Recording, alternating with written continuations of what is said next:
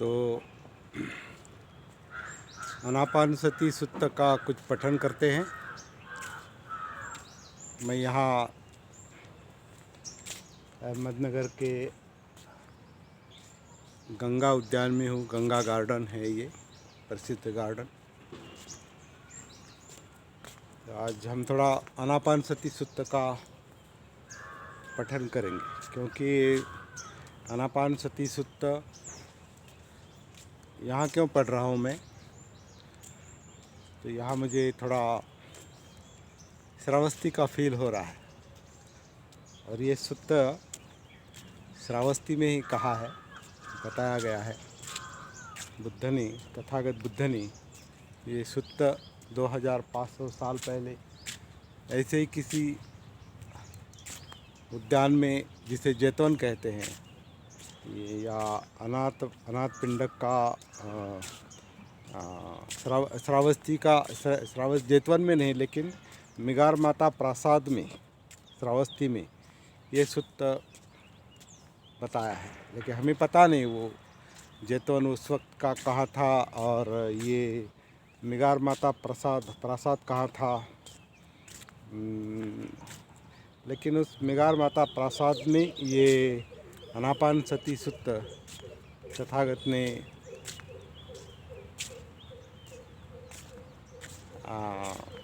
उदान के रूप में एक तरह से कहा होगा। उदान, क्योंकि उदान जो है वो क्या कहेंगे, अंदर की आवाज़ है एक। ये धम्मं जैसे कहते हैं ना, धम्मं कायेन पश्यति। धम्म जो है वो काया में ही महसूस होता है और काया से ही उसका प्रसारण होता है, काया से ही वो व्यक्त होता है और मुख से प्रसारण होता है। तो ऐसा ही कुछ ये रहा होगा समय। उसके बारे में हम थोड़ा अभी प्रत्यक्ष पढ़ेंगे और देखेंगे क्या महसूस होता है। तो ये सुत्त निकाय के मुताबिक, मध्यम निकाय के मुताबिक, और सारे निकाय जो है, निकाय आनंद ने ही बताए हैं। सुत्त पिटक में जो निकाय है वो आनंद ने बताए हैं, ऐसा कहते हैं। पता नहीं, आनंद ने ही बताया, दूसरे लोगों ने भी कुछ बताए होंगे, लेकिन नाम तो आनंद का आता है, क्योंकि आनंद अधिक काल तक बुद्ध के सहवास में रहे, ऐसा बताया जाता है, कहा जाता है। बाकी लोगों ने भी सेवा की होगी, लेकिन आनंद ने ज़्यादा सेवा की है, ऐसा लगता है। तो आनंद ने ये सुत्त बताए, ऐसा कहा जाता है, क्योंकि बुद्ध के सहवास में वो ज़्यादा थे। तो मानकर चलते हैं कि ये भी बुद्ध ने ही, ये सुत्त भी आनंद ने ही बताया होगा। तो वो कहते हैं, ऐसा मैंने सुना, मैंने एवं में सुतंग। हर सुत्त की शुरुआत इसी तरह से होती है, मैंने ऐसा सुना। किसने सुना? बताने वाले ने सुना। किसने बताया? तो ग्रंथों के मुताबिक आनंद ने बताया। निकाय जो सुत्त पिटक जो पूरा आनंद ने बताया, ऐसा कहते हैं, मानना पड़ता है। कुछ दूसरे भी लोग होंगे, दूसरे भिक्षु भी होंगे, दूसरे उपासक भी होंगे, या दूसरे लोग भी होंगे जिन्होंने ये सुना, उनके समझ में आया, उन्होंने भी कुछ प्रचार किया होगा। लेकिन ये जो मुख्य प्रचार है ये आनंद ने किया है, बताया है, ऐसा कहते हैं। तो थोड़ा मानकर चलते हैं। तो ऐसा मैंने सुना, मैंने ऐसा सुना। एक समय तथागत श्रावस्ती के मिगार माता प्रासाद में, उसके पूर्वाराम में सारिपुत्र, महामौगल्यायन और महाकाश्यप, महाकात्यायन, महाकोठित, महाकल्पिन, महाचुंद, अनुरुद्ध, रेवत, आनंद और अन्य अभिज्ञात स्थविर श्रावक शिष्यों के साथ विहार कर रहे थे। ये निकाय की भाषा है, मध्यम निकाय के आनापान सुत्त की भाषा है। वहाँ वो विहार कर रहे थे। तब कार्तिक पूर्णिमा के रात, वो कार्तिक पूर्णिमा की रात थी, और तो कार्तिक पूर्णिमा के रात बुद्ध ने भिक्षु संघ को संबोधित किया, ऐसा कहा जाता है। और यहीं से ये एडिटेड सूत्र है, ये वैसा का वैसा नहीं जैसा मध्यम निकाय में बताया गया है। इसको हमने थोड़ा एडिट करके कुछ प्रैक्टिकल जो बात है, जो व्यवहार, जो साधना के लिए उपयुक्त है, प्रैक्टिस के लिए जितनी उपयुक्त है उतना हिस्सा उसका अलग करके उसको अलग से हिंदी में ट्रांसलेट किया है, और वो आपके सामने हम रख रहे हैं। आनापानसति सूत्र। तो भिक्षुओं, उसके साथ हमने साधक को जोड़ा है, क्योंकि साधक जो साधना करता है वो साधक, वो भिक्षु हो या दूसरा कोई हो, जो साधना करता है वो साधक। ज़रूरी नहीं हर साधक भिक्षु हो, और ज़रूरी नहीं हर भिक्षु साधक हो। तो साधकों, भिक्षुओं, मैंने इस दुख मुक्ति के लिए, विमुक्ति के मार्ग के लिए प्रयत्न किए हैं। इस मार्ग में ही मेरा चित्त लगा हुआ था, मन लगा हुआ था। भिक्षुओं, साधकों, जो प्राप्त करना है उसे प्राप्त करने के लिए, जिसका साक्षात्कार करना है, अनुभव करना है, उसका अनुभव करने के लिए प्रयत्न करो। तो क्या प्राप्त करना है? तो जाहिर है, स्पष्ट है, बुद्ध की सारी शिक्षा जो है वो दुख मुक्ति की शिक्षा है, निब्बाण की शिक्षा है, तनाव मुक्ति की शिक्षा है, क्योंकि वो जीवन का प्रॉब्लम है। हर जिंदा जीव का वो प्रॉब्लम है, लेकिन इससे मुक्त होने का जो प्रयास कर सकते हैं वो केवल मनुष्य ही कर सकते हैं। इसलिए जो प्राप्त करना है वो प्राप्त करने के लिए वो मनुष्य मात्र को बता रहे हैं, इसके ज़रिए सभी को बता रहे हैं। जो प्राप्त करना है उसे प्राप्त करने के लिए, जिसका साक्षात्कार करना है, अनुभव करना है, निब्बाण का अनुभव करना है, तो उसके लिए प्रयत्न करो भिक्षुओं, साधकों।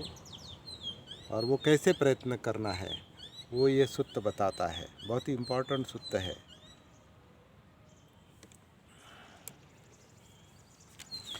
आनापानसति की साधना, थोड़ा बैठकर बात करता हूँ।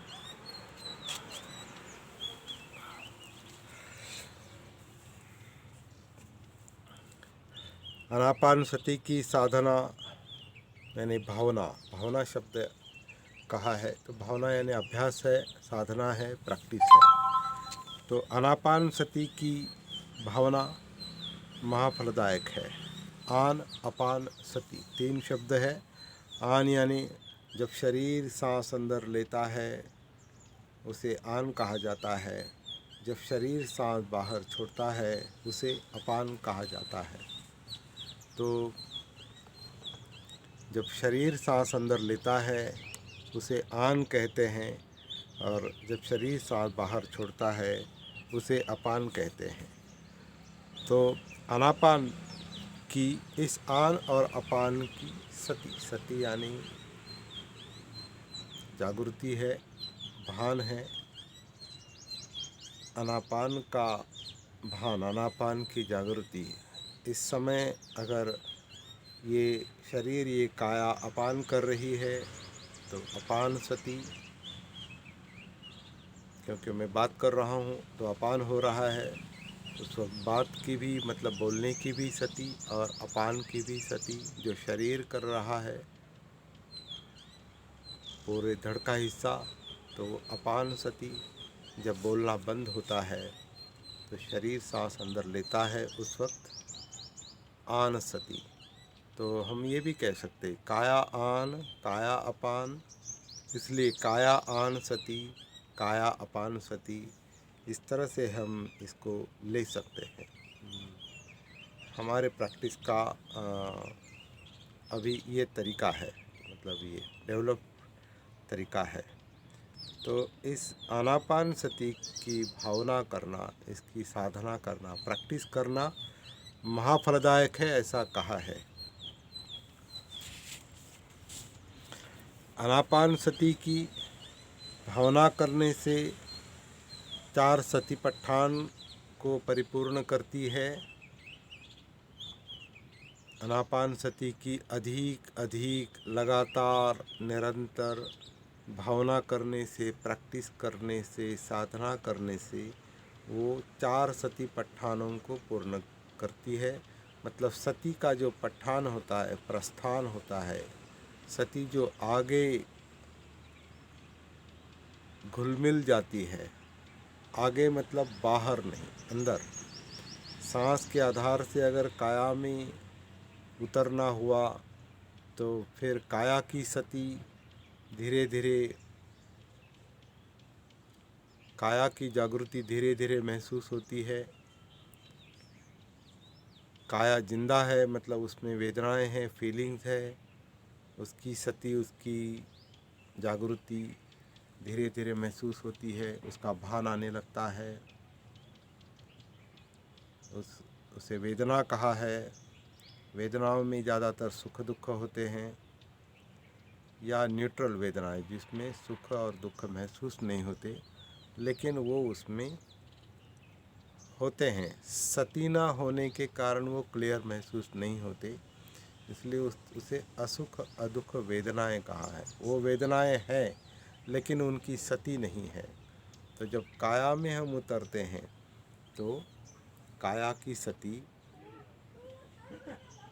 और जिंदा काया मतलब वेदनाओं को जब महसूस करते हैं तो वेदनाओं की सती, सुख दुख और सुख दुख विरहित वेदनाएं। सुख दुख का जो कारण है वो चित्त है, चाहिए नहीं चाहिए, तो लोभ द्वेष, तो चित्तानुसति, चित्त का भान। और अंत में जो है विचारों का भान, विचारों की सती, जो मनोधम्म कहलाते हैं। तो आन अपान सती की जितनी अधिक अधिक भावना करते हैं वो इन 4 सतिपट्ठानों को परिपूर्ण करती है, वो सती जागृति। तो वो जो है वो कायानुसति, वेदनानुसति, चित्तानुसति और धम्मानुसति यानी मनोधम्मानुसति। तो 4 सतिपट्ठानों को ये आनापानसति परिपूर्ण करती है। तो काया में उतरने के बाद और वेदनाओं में और चित्त में और मनोधम्म में उतरने के बाद जब सती पूरे अस्तित्व में घुल मिल जाती है तो जहाँ जहाँ वो स्पर्श करती है, सती जागृति जहाँ जहाँ वो स्पर्श करती है वहाँ वहाँ नैसर्गिक रूप से वहाँ वहाँ के धम्म, सत्य, वहाँ का कार्य कारण भाव जो कुछ भी है, धम्म के अंतर्गत सब कुछ पूरे अस्तित्व का ज्ञान आता है।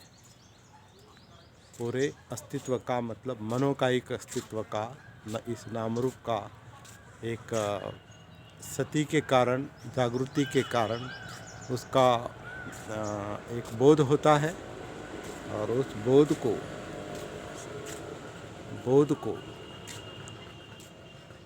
एक एक करके महसूस जब हम करते हैं तो उसी का ही अंतिम रूप जो है, अल्टीमेट जो प्राप्ति है उसी की, तो उसका परिणाम वो संबोधि है। तो संबोधि की प्राप्ति होती है, सती के कारण संबोधि की प्राप्ति होती है। लेकिन वो संबोधि के जो अंग बताए हैं या स्टेप्स बताए हैं या अवस्थाएं बताए हैं, सप्तबोध्यांग जिसे कहा है, तो आनापान सती की भावना करने से वो 4 सतिपट्ठानों को परिपूर्ण करती है। और सतिपट्ठानों की भावना अधिकाधिक करने से वो सप्तबोध्यांगों को परिपूर्ण करती है, या सप्तबोध्यांग उससे साध्य होते हैं। और सप्तबोध्यांगों के कारण, क्योंकि बोधि की प्राप्ति होने के कारण उसका क्या परिणाम होता है, तो उससे अविद्या नष्ट होती है, जो अज्ञान है, जो अस्तित्व की अबोध अवस्था है वो अविद्या विद्या में रूपांतरित होती है और उसका परिणाम अनायास परिणाम जो है वो विमुक्ति है, दुख मुक्ति है। इस तरह से ये जो आनापानसति सुत्त है, दुख मुक्ति का मार्ग बहुत ही सरल तरीके से और समझने के लिए आसान है, समझने के लिए आसान तरीके से बताया गया है। करने के लिए कठिन है लेकिन असंभव नहीं है। जो करेंगे, जो साधक इसे करेगा, अपनाएगा, साधना करेगा, सती जागृति की साधना करेगा, अभ्यास करेगा, उसे इसका एक एक करके अनुभव परिणाम स्वरूप मिलना ही चाहिए। ये कोई चमत्कार की बात नहीं, साधना की बात है। और इस साधना का मतलब ही प्रैक्टिस है और जिसे निरंतर करना पड़ता है, निरंतर करना पड़ता है। कब तक करना पड़ता है? जब तक विद्या और विमुक्ति की प्राप्ति नहीं होती। तो ये इस आनापानसति सुत्त का सार है और आरंभ है, और इसी का विश्लेषण आगे किया है, जिसके बारे में हम बाद में बात कर सकते हैं, कल बात कर सकते हैं। कल फिर यहीं इसी उद्यान से, गंगा उद्यान से हम मिलेंगे यहीं पर। तब आनापानसति की साधना किस तरह से महाफलदायक होती है, इस पर थोड़ा एक एक करके हम इसका विश्लेषण करने का और कुछ अनुभव भी शेयर करने का प्रयास करेंगे। तो आज के लिए इतना काफ़ी है। बहुत बहुत धन्यवाद। आपको इस उद्यान का एक पूरा क्या कहेंगे, पूरा उद्यान आपको दिखाई दे, इसलिए हम इसको थोड़ा घुमाते हैं।